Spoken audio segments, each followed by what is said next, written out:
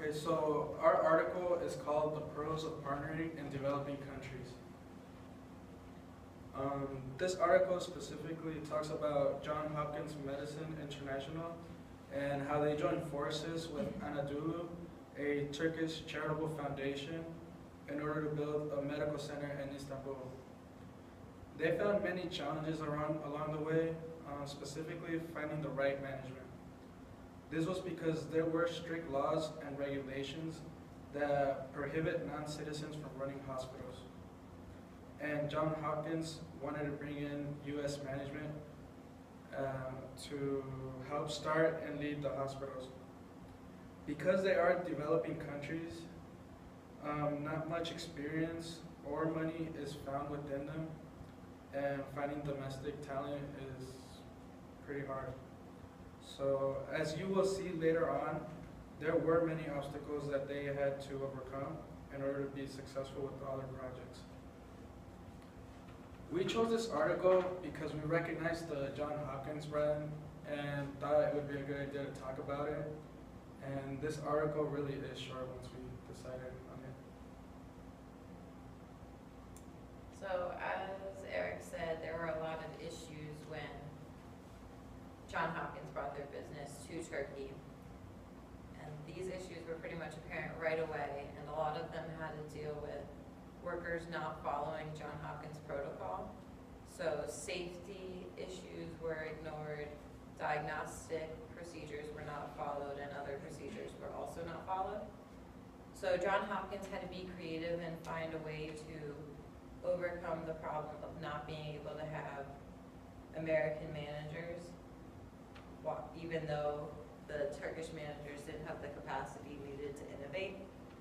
So instead, Johns Hopkins decided to have Americans work as consultants, and so they were given a lot of power to influence the culture. And they took on more and more top management functions, but they stayed in compliance because they were just consultants. Still, a lot of these consultants that were American didn't want to live in developing countries, so it was hard to find and retain this talent. So as a result, the above on the PowerPoint was not really a permanent fix. These managers, while overseas, worked to develop, mentor, training, and empower local employees. And this involved bringing them to Baltimore to see how facilities should be run. So this also contained an ongoing search for top U.S. talent. Another issue that they faced was that the best practices of Johns Hopkins collided with the Turkish culture. So in developed countries, mid-level employees can challenge a senior physician's opinion, but in developing countries, questioning would be considered inappropriate and rude. So Johns Hopkins had to think about this, take a step back, and at first they said, is this problem even worth challenging the culture about? And they decided that when it came to safety or diagnostic issues, that it was worth challenging. So slowly, they started questioning higher up physicians, and so these good mid-levels led by examples and weren't really afraid to offend the staff. And so they had to be patient so that the outcomes would be improved and that the offended people would back off when they saw that the mid-level employees were right. So the problem was the external forces making developing areas risky, but the Hopkins name has to be protected. So the solution was to choose the right partner with goals aligned with the company. And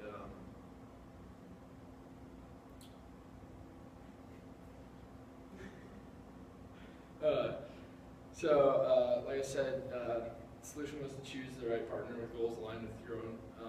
Hopefully the focus of the partner is not just strong return on investment. Do they honor the commitment? Is the government putting up too many obstacles? If so, bring in experts. information at convenience clause, just in case. So how does all of this kind of connect to our class? First and foremost, complex context. So in terms of, we talked about this with the Daimler Chrysler example, but when you are mixing cultures, there's often things that are underlying the relationship that can develop problems, specifically in the way that you go about your culture connection. So as he just mentioned, when it comes to, or as Adam mentioned, when you have mid-level managers that are afraid, or like nurses that are afraid to say things to physicians, for instance, if they think that their current diagnosis is incorrect. Over in Turkey, they wouldn't say anything, but here in America, we understand that you must say something in order to protect medical care. And those kind of culture clashes can create an environment in which there's disdain between employees of U.S. and Turkey origin, which overall causes issues throughout the organization. Next is information asymmetrics. So this is actually something I learned in another marketing class that I've taken here at UNL.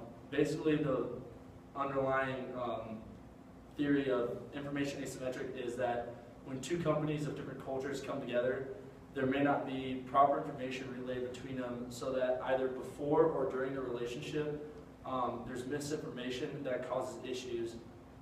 And the best way to go about fixing this is to make sure that beforehand you are properly assessing both of your guys' relationships and the understanding of what is occurring in the future between the two partners. So John Hopkins kind of gave us an overall strategy about how they deal with current partnerships in foreign countries, specifically with the Turkey example. So they had to evaluate the opportunity by assessing partners' potential.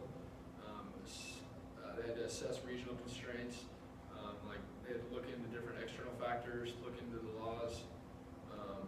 They had to ensure a clear understanding of the project being undertaken, and to make sure all levels of employees were on board with the plan and knew the strategic goals. Next is just making sure that the companies are gaining up to speed. So engaging experts from Johns Hopkins home country hospitals. A big thing with this was with their mid-level management, and specifically with their higher level management. They needed to do this. So as mentioned earlier, Turkey doesn't allow for your top executive to be of a foreign country's origin. So their main goal was to get that second level executive in there and to make sure that they instill the Johns Hopkins way, making sure that they also understand, for like mid-level managers, they took them back to Baltimore to make sure that they understand the Johns Hopkins way and to instill that culture into them and allow them to bring that back to Turkey. Next is establishing training programs for local managers. So as mentioned earlier as well, there's that 2 to 5 year window that an expatriate can actually be in a country before they want to go back to their home country for the most part. It's very hard to stay in another culture for a very long time, especially if you have family and stuff like that. So it's important that while they spend their time there, they're doing the proper training so that the local managers can take over for them in the future.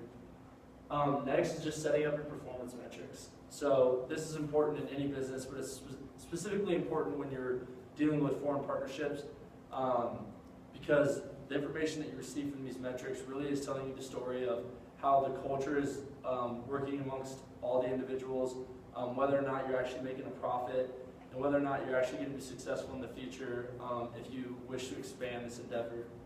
And then lastly, setting up a timeline for accreditation. So with Johns Hopkins, they're a brand that is very powerful, especially here in the United States, and they're hoping to be powerful around the world. And in order to be a Johns Hopkins hospital, you have to be accredited. Basically, this means you have to provide the proper health care at a high standard, more so than your competitors. It's what Johns Hopkins does here in the United States, considering they're one of the top teaching hospitals, as well as one of the top med schools in the nation. So it's just important that they get that accreditation at some point. Next is just operating over time. So this is just looking into the future. First off, you have to stabilize your process and your feedback loops. Make sure that the information that's being relayed between the two partners is proper. Next, you have to establish a local recruitment pipeline. So once the U.S. relieves their responsibilities onto these local managers, they have to make sure that they're properly assessing talent from the Turkey area and instilling that into the Johns Hopkins way. And then lastly is considering your new initiatives and expansion. So this is just a future outlook. Assuming that the business does well and Johns Hopkins is successful in Istanbul, then they can look to expand, maybe adding more hospitals or clinics throughout the country or expanding further in Europe. Thank you. Thank you.